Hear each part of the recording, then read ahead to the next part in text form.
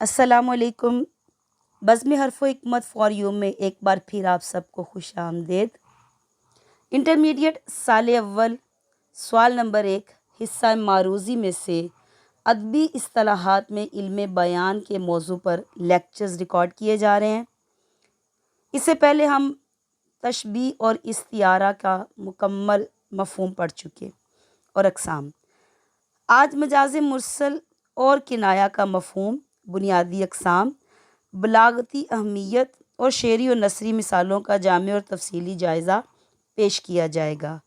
جن طلباء نے آج ہمیں جوائن کیا، بتاتے چلیں کہ علم بیان وہ علم ہے جس سے ایک ہی بات کو مختلف انداز سے اس طرح بیان کیا جائے کہ کلام میں فصاحت و بلاغت اور دلکشی پیدا ہو۔ علم بیان کے 4 اہم ارکان ہیں: تشبیہ، استعارہ، مجاز مرسل اور کنایہ۔ مجاز مرسل لغوی مفہوم ہے آزادہ، چھوڑی ہوئی یا بھیجی ہوئی شے۔ مجاز مرسل کا اصطلاحی مفہوم ہے کہ جب کوئی لفظ اپنے حقیقی معنوں کی بجائے مجازی معنوں میں اس طرح استعمال ہو کہ حقیقی اور مجازی معنی میں تشبیہ کے علاوہ کوئی اور تعلق پایا جائے تو اسے مجاز مرسل کہتے ہیں۔ یاد رکھیے گا، اگر حقیقی اور مجازی معنوں میں تشبیہ کا تعلق پایا گیا تو یہ ہوگا استعارہ، اور اگر تشبیہ کے علاوہ کوئی اور تعلق پایا جائے تو اسے مجاز مرسل کہتے ہیں۔ مجاز مرسل کے لیے بنیادی ارکان اور شرائط کیا ہے؟ نمبر 1، قرینہ معنی، یعنی کلام میں ایسا اشارہ موجود ہو جو حقیقی معنی مراد لینے سے روکے۔ نمبر 2، علاقہ، حقیقی اور مجازی معنوں کے درمیان تشبیہ کے علاوہ کوئی اور منطقی تعلق یا علاقہ موجود ہو۔ مثلا آج کے دور میں روٹی کا مسئلہ ہے۔ اب روٹی کا مسئلہ، یہاں روٹی سے مراد وہ روٹی نہیں ہے جو کہ ہم پکا کر کھاتے ہیں، بلکہ روٹی سے مراد یہاں پہ روزگار ہے۔ روٹی حقیقی معنوں کی بجائے مجازی معنوں میں استعمال ہوئی ہے، اور یہاں پہ دونوں کے درمیان تشبیہ کا تعلق نہیں ہے، لہٰذا یہ مجاز مرسل کہلائے گا۔ مجاز مرسل کی کچھ اقسام ہے، توجہ کے ساتھ سنیے اور سمجھیے۔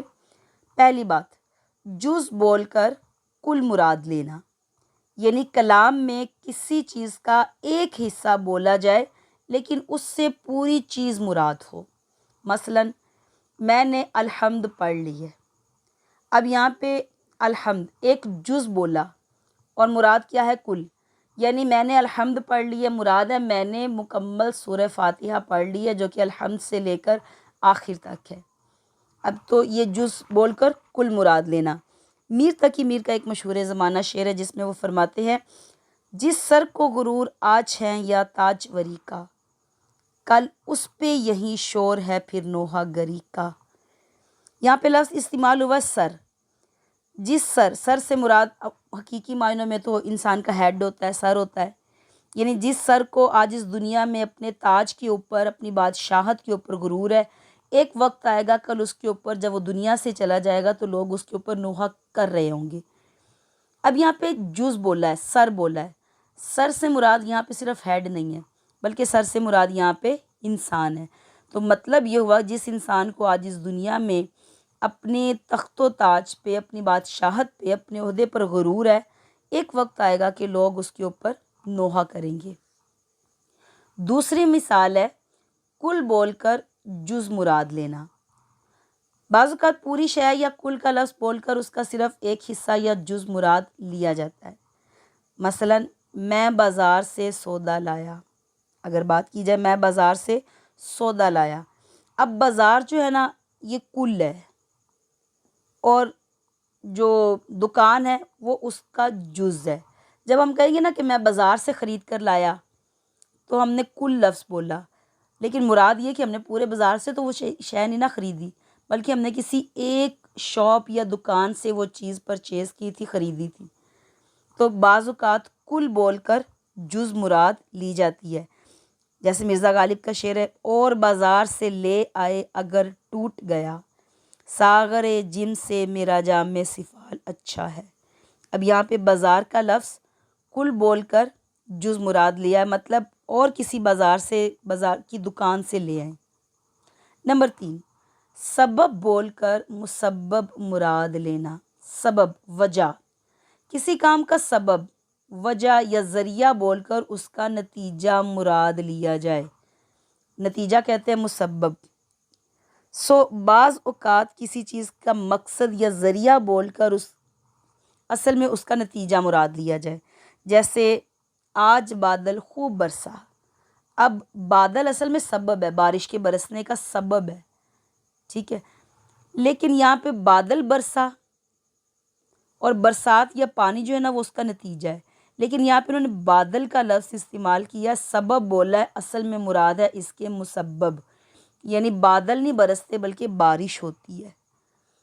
بعض اوقات سبب بول کر مسبب مراد لیا جاتا ہے، جیسے شعر ہے، اس قدر کھایا تیری فرقت میں غم، دل ہمارا زندگی سے سیر ہے۔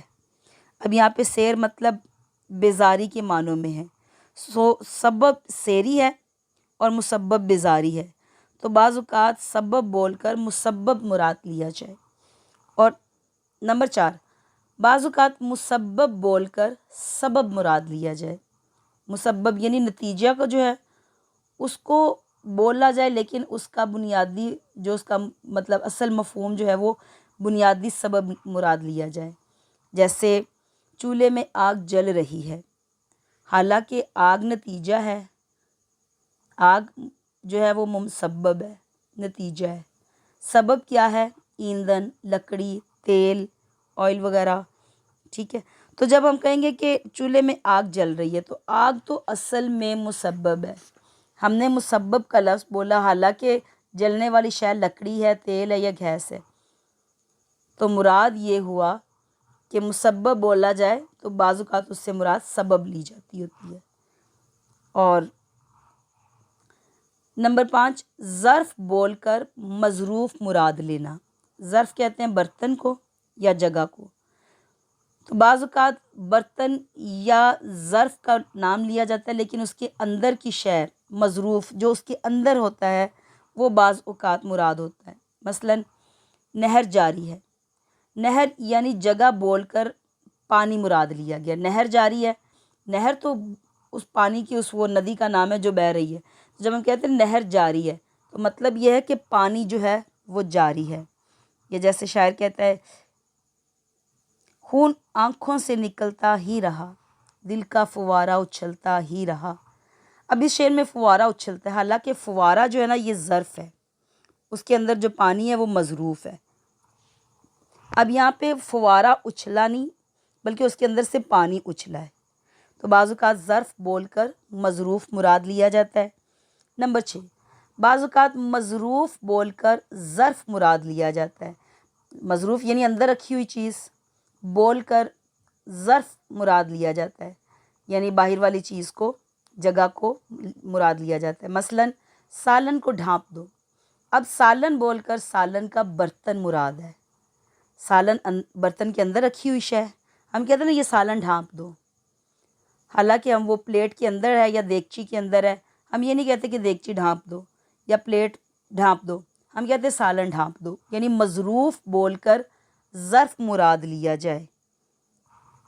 اور نمبر 7، ماضی کی حالت سے موجودہ حالت مراد لینا، کسی شخص یا شے کو اس کے ماضی کی حالت کے نام سے پکارنا حالانکہ وہ موجودہ وقت میں بدل چکی ہے، یہ بلاغت میں اعتبار ما کان یعنی ماضی کے تعلق سے مجاز مرسل کہلاتا ہے۔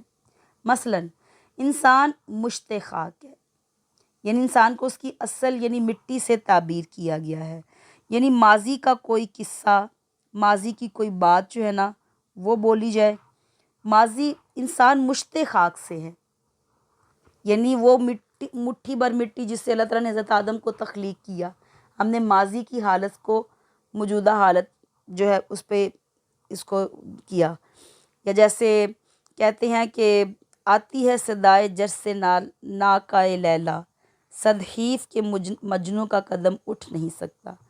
اب لیلا مجنوں کا قصہ ماضی سے تعلق رکھتا ہے، مگر اس شعر میں اسے زمانہ حال میں بیان کیا گیا جو مجاز مرسل کہلاتا ہے۔ نمبر 8، مستقبل کی حالت سے تعبیر کرنا، کسی شخص یا شے کو اس کے ہونے والے یا آئندہ مستقبل کی حالت کے نام سے پکارنا، یہ بلاغت میں اعتبار ما یا قول سے مجاز مرسل کہلاتا ہے۔ اب مثلاً میڈیکل کے طالب علم جو ہوتا ہے اس کو ہم جب وہ دوسرے تیسرے سال میں ہوتا ہے تو ہم اس کو ڈاکٹر صاحب کہنا شروع کر دیتے ہوتے ہیں، یا جیسے میر کا شعر ہے، ہر زخم جگر داور محشر سے ہمارا، انصاف طلب ہے تیری بیداد گری کا۔ اب یہاں پہ داور محشر، قیامت کے دن کا مالک، حالانکہ قیامت کا دن ایک مستقبل میں ایک وقت ہے، اس کے مدت کے بعد آئے گا، لیکن یہاں پہ کہا گیا ہے کہ جو قیامت کے دن کا مالک ہے اس سے ہمارے جگر کا ہر زخم جو ہے نا وہ محبوب کے ظلم و ستم پر انصاف چاہتا ہے۔